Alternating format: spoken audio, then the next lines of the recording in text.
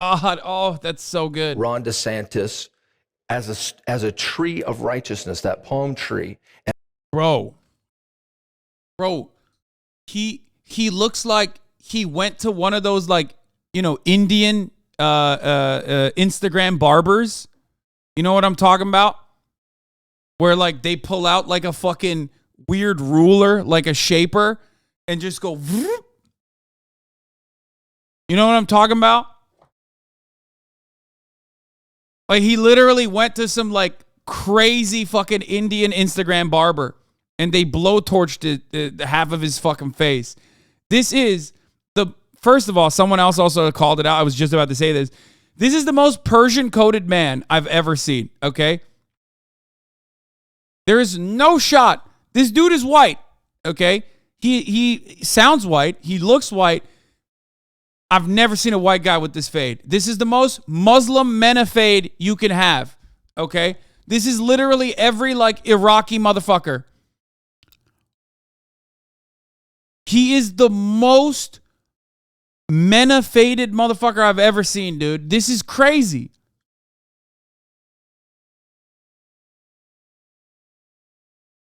Every Arab guy has that cut, that beard. Yes, 100%.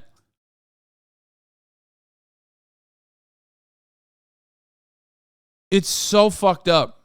He's Mexican American, bro. Don't believe it. And I saw it uprooted from Florida and brought to Washington, D.C. and planted in Washington, D.C. And as the storms came, he was not moved. That's right. There's something about Ron DeSantis that we need to begin to pray for. We need to begin to look at, because his ultimate future is to have a position in the United States as the president and be planted in Washington, D.C. And he would be like a Ronald Reagan. Yeah. Wow. Bro, come on, dog. I mean, come on, dude.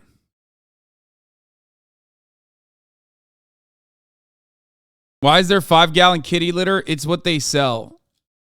It's what they sell to their audience. First, they sell the idea of like Y2K happening, okay, because they've been bad, because like gay people exist or whatever. And then they tell them like when it does inevitably happen, you know, you can survive with this bucket of kitty litter that you eat. Yeah, they're apocalypse buckets for preppers. Weird that they have just a sizable audience of preppers, you know?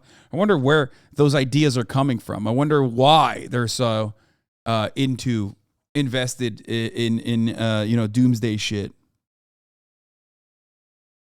Bald guy is Jim Baker, in case you didn't know. So I love this. Like, I just don't believe that this guy believes anything he's saying, but it doesn't really matter because there are plenty in the audience that does, right? And Hez Bolsonaro actually had a pretty good tweet on this. He had a pretty good thread on this in general, where he was talking about how, like, he was basically talking about, like, how insane it is that, like, we exist together in the same fucking, together in the same country with someone like this.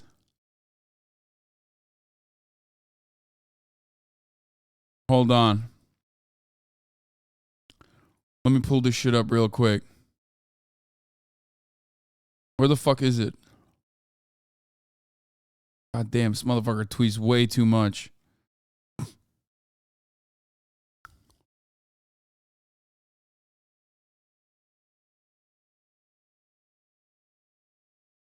I'm trying to find it and I can't. Oh, here it is.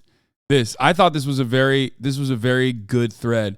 It's so weird to think that there are probably like 1 million people that watch this, and I, you know, along with those people, come from the same country as them. They have familiar material trappings, but beyond that, they might as well be jungle tribesmen. It is such an alien culture. Like, we live in a country where people might as well be from a different planet, okay? Not even from like a tribal nation or something like that, like an indigenous population that never actually, made contact with the modern world or whatever. They might as well be fucking from a different planet, okay? Think about that. There are millions of people that watch this shit and go, yeah, this is so real. Like Ron DeSantis did come to this man in a dream. I'm not trying to do some like, haha, dumb, fundy Christians, I'm so much better and smarter than them thing. Just thinking about how foreign they are. Like, I see this and I'm like, you guys have eyeglasses and water bottles?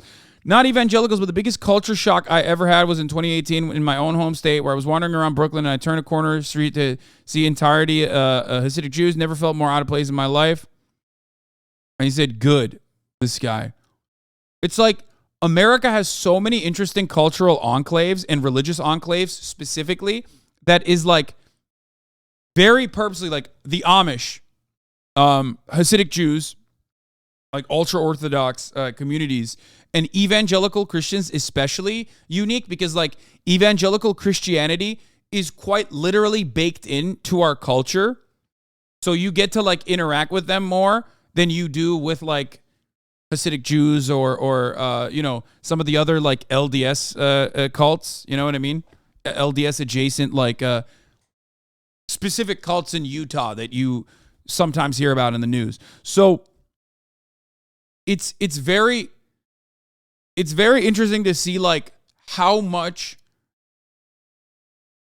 these people have like, an impact on American society when they are living, I feel like, in a different planet.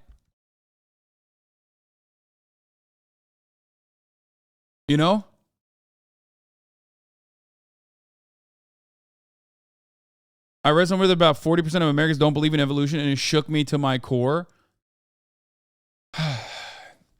My friend, what is it? 52% of Americans believe that Jesus Christ is going to come back. They believe in angels. It's more than that. A higher percentage of that believe in angels. A higher percentage of that literally believe that Jesus Christ is going to come back before 2050 and bring about the rapture. As I've said time and time again, this is another HasanAbi trope in this community. You can get 30% of Americans to believe in anything, okay? On any poll, you can always find at least 30% of Americans to believe literally the most unhinged shit. That's it.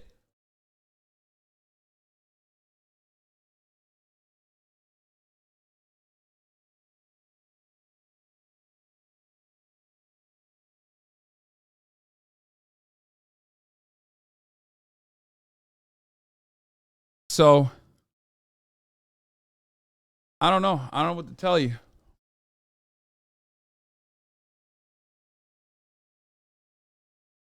It's wild. And yeah, if you bring up Brazil when you're talking about like Americans, yeah, no shit. Brazil is America light. So of course, there's a similar attitude there as well. Where does he talk about the Super Bowl halftime show? Is it here? Is he talking about the commercials? What's he talking about? I don't know if the conservatives made that big of a stink about the Super Bowl this time around. It's kind of strange, at least in the previews. Oh, here the up. Oh, she's being followed. What is happening right now?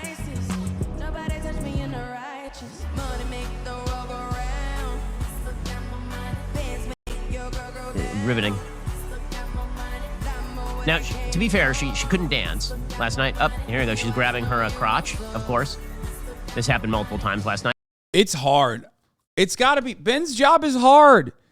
Ben's job is hard. He has to find something wrong with every Super Bowl halftime performance, unless it's like, I don't know, like a country singer who doesn't say anything sexual or whatever. So he's like literally hamming it up. Okay? Like, of course, she's holding her crotch. It's like, dude, this was probably the most like reserved halftime show in recent Super Bowl history. It was tame as fuck, partially because Rihanna is like very pregnant. You know what I mean? And he's still like, no, unacceptable. I'm so mad. This is so frustrating. Because now, because she was pregnant, she was much more modest than women have been in the past on this show. And she's kind of barely bouncing around. My wife and I were laughing at this last night because my wife is 6 months pregnant. So apparently significantly more pregnant than Rihanna. So we're just imagining her doing these dances, which would have been hilarious. But she couldn't do much last night. I get it. I mean, she's pregnant. Now, I have to say, the NFL and she and her agent, they all knew she was pregnant before she did the show. I'm going to suggest that the reason they did not announce that until after the show is specifically because they knew that she was not going to be good. So if they had said before the show, by the way, Rihanna's pregnant, people have been like, is it safe to put a pregnant lady on risers that are going like up 200 feet in the air with no guardrails? Like, is that like the best idea? And if they do it after the show, then that makes a good excuse for her not being very good last night with her COVID crew, her COVID cleanup crew last night. Here she was once again grabbing her crotch. There was a lot of crotch grabbage last night. It's still better than it had. Bro, he is trying so hard. He's trying so hard, Has been at the Super Bowl for quite a while because the Super Bowl has been kind of a center of Vegas-style degradation for a long time. She's the most clothed that any of these female pop stars has been for quite a while. Here she was doing some crotch grabbing, of course.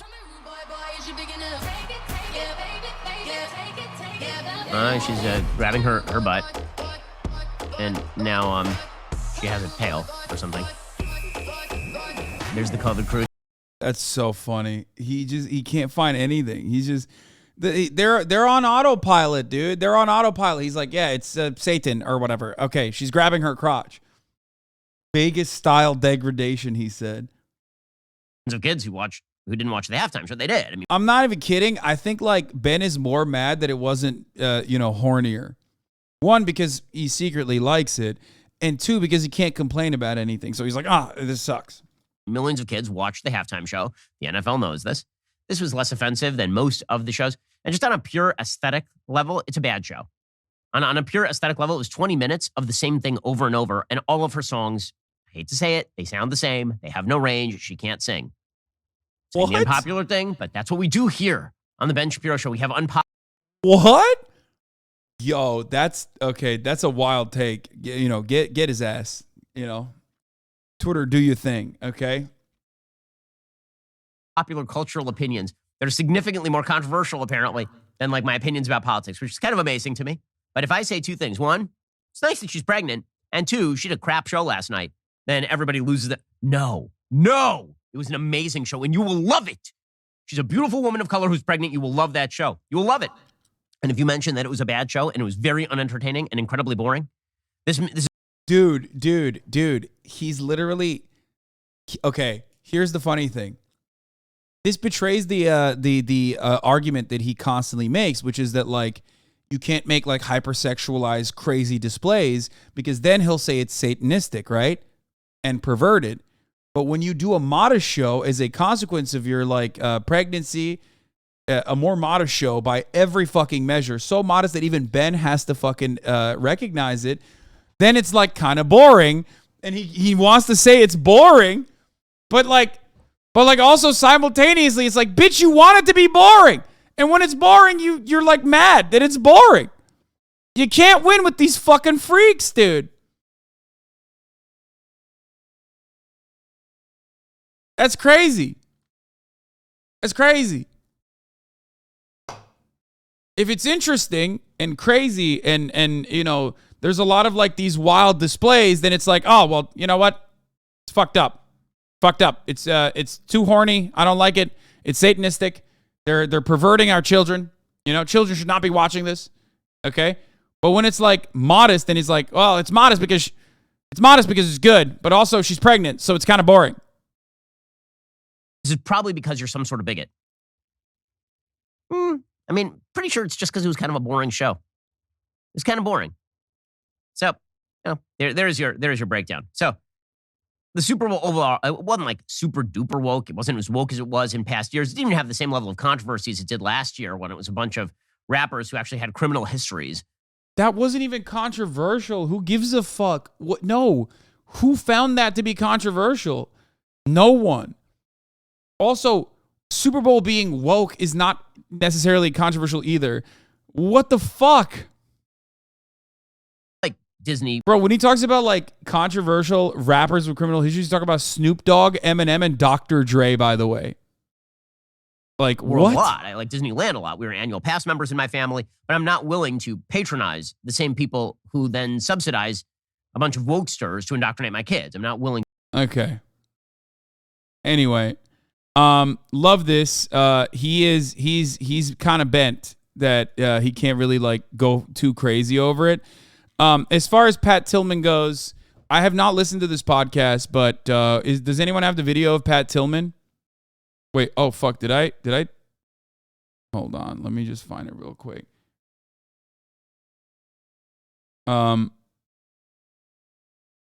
Yeah, Ben did say, Ben, who is also a classically trained musician, a violinist, said Rihanna is bad objectively from a music standpoint.